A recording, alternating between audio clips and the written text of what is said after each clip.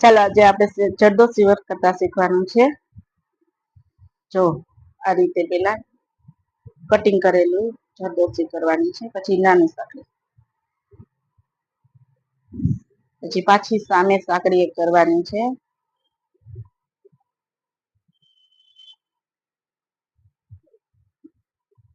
બધી નજીક નજીક રે એ રીતના રાખવાની છે.